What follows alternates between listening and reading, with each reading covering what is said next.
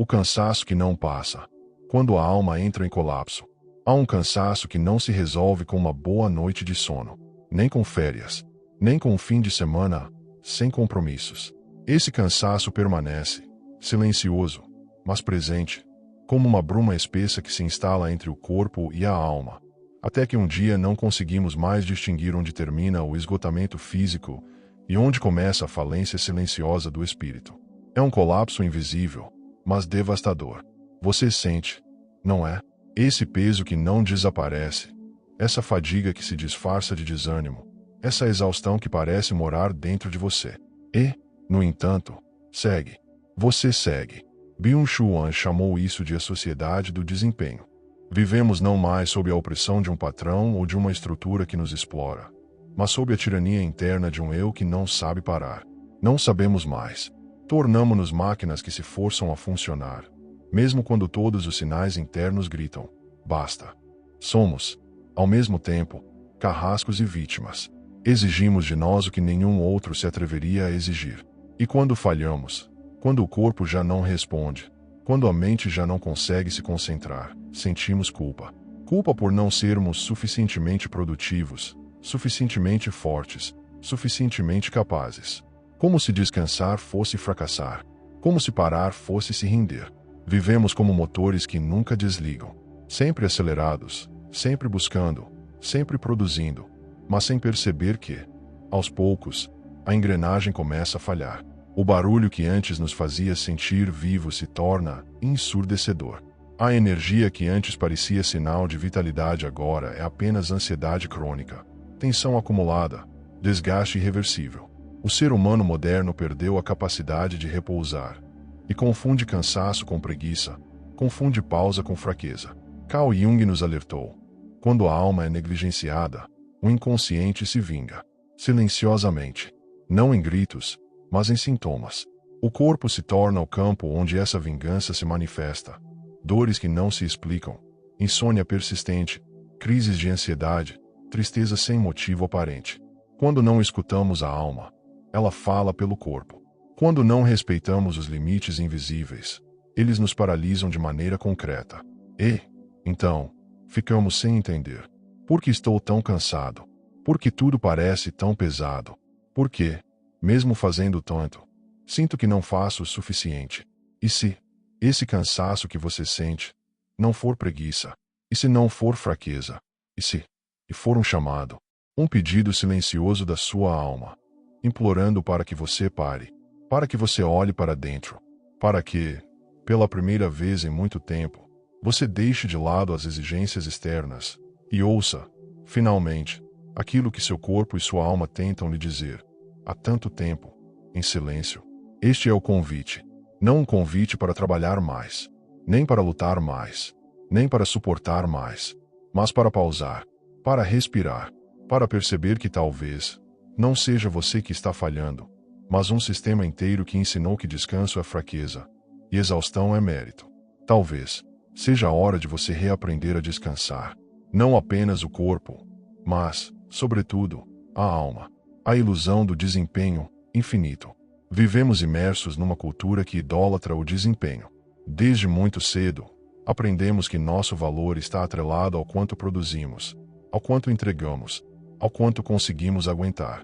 Tornamo-nos especialistas em atravessar dias cheios, semanas corridas, meses sobrecarregados, como se fosse possível, para sempre, manter o ritmo de uma máquina que nunca para.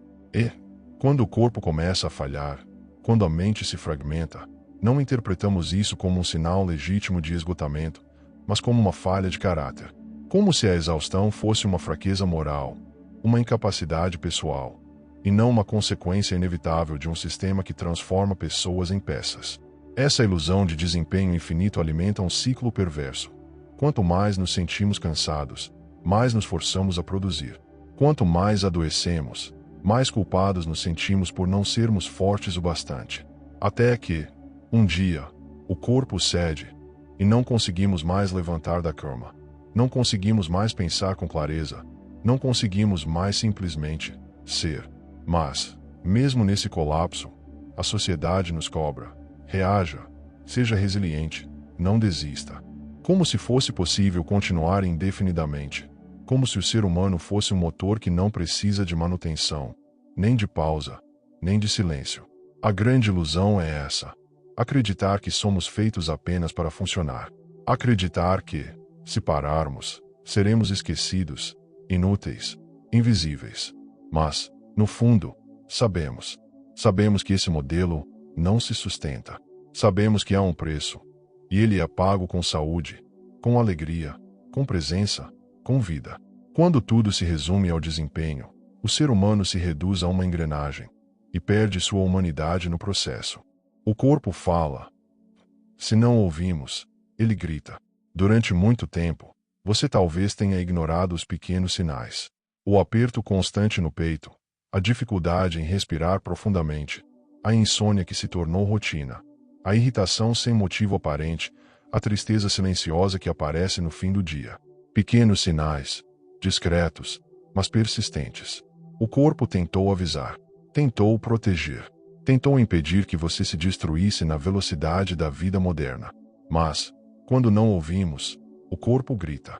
E grita com doenças, com crises, com colapsos. A somatização é a linguagem da alma negligenciada. Aquilo que não expressamos em palavras, o corpo traduz em sintomas. A tensão reprimida se transforma em dores musculares. A tristeza abafada se transforma em fadiga crônica. A ansiedade não acolhida se transforma em doenças autoimunes, em gastrites, em enxaquecas. Não é fraqueza. Não é drama. É o corpo tentando proteger aquilo que você mesmo abandonou. A sua essência, a sua verdade, a sua necessidade legítima de descanso e cuidado. A medicina moderna, muitas vezes, trata apenas o sintoma. Prescreve remédios para a dor, para a insônia, para a ansiedade, mas não pergunta: o que causou tudo isso? Onde está a raiz desse cansaço que não passa? De onde vem essa exaustão que não se resolve? A resposta, quase sempre, está além do físico. Está na alma exaurida, na mente sobrecarregada, no coração que não encontra mais espaço para simplesmente sentir. E o mais cruel é que, mesmo diante desses gritos do corpo, muitas vezes seguimos, ignoramos, silenciamos, até que a crise se torna tão grande que não há mais como fingir. O medo de parar e a dificuldade de simplesmente ser. Parar é um ato revolucionário. Num mundo que exige movimento constante, produtividade incessante, performance ininterrupta, parar parece um crime. Parece perda de tempo. Parece preguiça. Mas, na verdade, parar é um gesto de profunda sabedoria. É reconhecer que há um limite. É aceitar que não somos máquinas. É permitir-se simplesmente ser, sem precisar provar nada, sem precisar entregar nada, sem precisar corresponder a nenhuma expectativa. Mas, por que é tão difícil parar?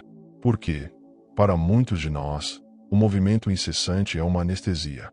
Enquanto corremos de um compromisso a outro, enquanto ocupamos cada minuto com tarefas, enquanto lotamos a agenda com compromissos, não precisamos nos confrontar com o vazio, com o silêncio, com as emoções reprimidas, com os traumas não resolvidos, com as dores que escondemos há tanto tempo. O movimento constante protege, mas também aprisiona. Parar exige coragem. Coragem para se encontrar com quem você é, e não com quem você finge ser. Coragem para se escutar. Talvez, descobrir que há partes de você que estão feridas, exaustas, negligenciadas. Coragem para perceber que o cansaço não é apenas físico, é existencial. E que, para recuperar sua energia, sua alegria, sua vitalidade, você precisa, antes de tudo, parar. Não para fracassar, não para desistir, mas para, finalmente, se acolher. E, nesse acolhimento, talvez, você descubra que há um outro modo de viver. Um modo mais leve, mais presente, mais verdadeiro.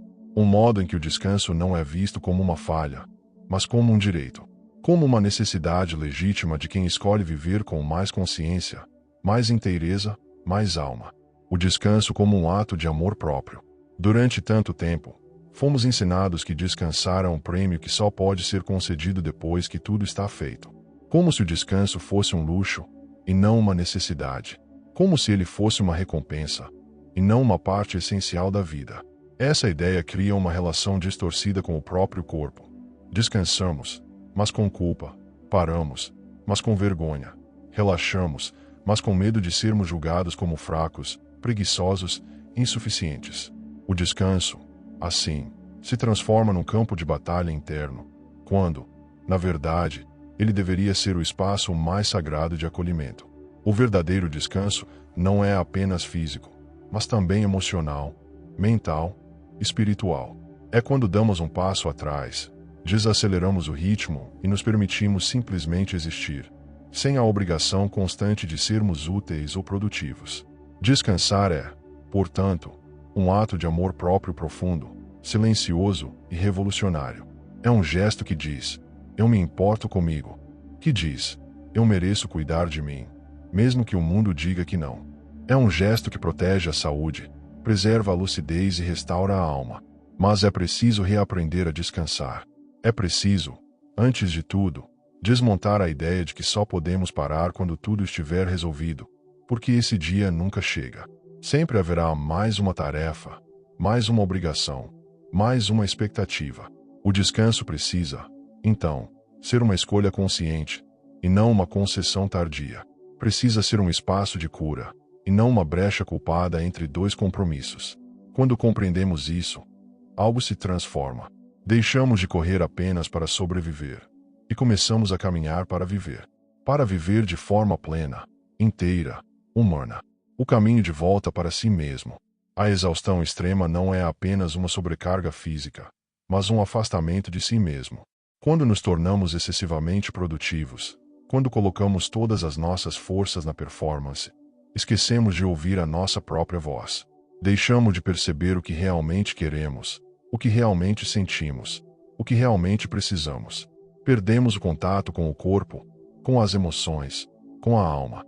E, pouco a pouco, vamos nos tornando estranhos de nós mesmos. Nos olhamos no espelho e não nos reconhecemos mais. O caminho de volta não é rápido, nem linear. É um processo delicado, paciente, silencioso. Envolve reaprender a escutar o próprio corpo, a respeitar seus limites, a acolher as emoções que foram reprimidas por tanto tempo. Envolve, também, a coragem de se olhar com honestidade e ternura, sem julgamentos, sem exigências, sem violência. A exaustão, paradoxalmente, pode ser o chamado que nos convida a esse retorno. O colapso, por mais doloroso que seja, pode ser o limite que finalmente nos obriga a parar. Parando, a perceber: eu me perdi de mim, mas eu posso me encontrar de novo. Esse caminho passa por escolhas concretas: simplificar a vida, desacelerar, estabelecer limites, cultivar pausas, priorizar o que é essencial. Mas, acima de tudo, passa por uma mudança de olhar. Deixar de se ver como uma máquina de desempenho e começar a se ver como um ser humano, vulnerável, imperfeito, digno de cuidado. Não há receita pronta, nem atalho. Há apenas o convite silencioso: volte para si, volte para casa. E, nesse retorno, talvez, você descubra uma paz que nem sabia que procurava.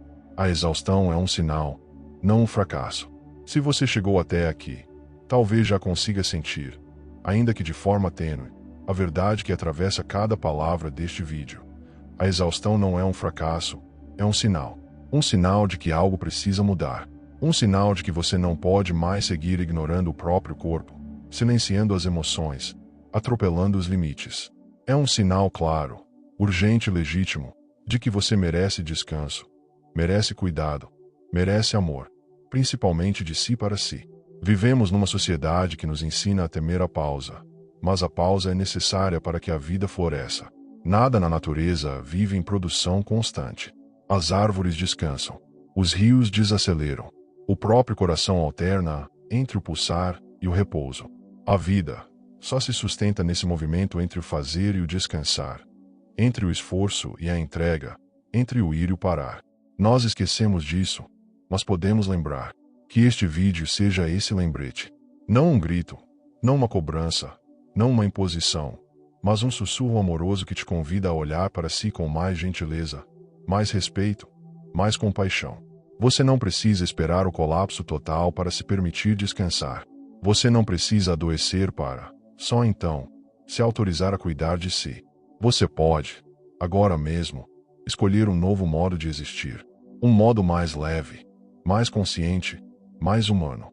E, talvez, nesse novo modo, você descubra que o descanso não é o fim da produtividade, mas o seu alicerce. Não é o oposto da vida, mas a sua essência mais profunda. Que você se permita parar, respirar e simplesmente ser.